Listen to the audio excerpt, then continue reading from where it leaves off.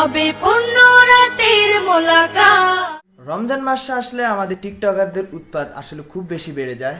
আর রমজান হলে তারা হুজুর এবং রমজান শেষে তারা একটা বস্তি টিকটকার হিসেবে তারা নিজেদেরকে পরিচয় দেয়। তো দেখুন কিছু প্রমাণ সহ আগের ভিডিও এবং নতুন এখন রমজান মাসের ভিডিও কিভাবে দেয় তারা দেয়। কইরা বুঝলা তুমি কারি আমার চলে না, একটু শুধু চাইয়া দেখো দিয়া দিন জীবনটা।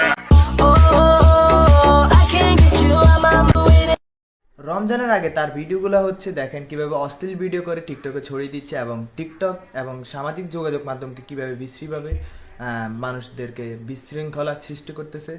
তো তার আগের ভিডিওগুলো দেখেন আর বর্তমানে রমজান মাসে তার ভিডিওটা দেখেন। সুস্নিগ্ধা তুমি রূপবতী, তুমি গুণবতী, তুমি তার অঙ্গিভঙ্গি এবং তার অশ্লীলতার কারণে টিকটক সমাজটা আসলে খুবই খারাপ হয়ে গেছে। এখন দেখতে পাচ্ছেন আমাদের টিকটকার আপারা কিভাবে টিকটকে তাদের অশ্লীলতা ছড়াচ্ছে।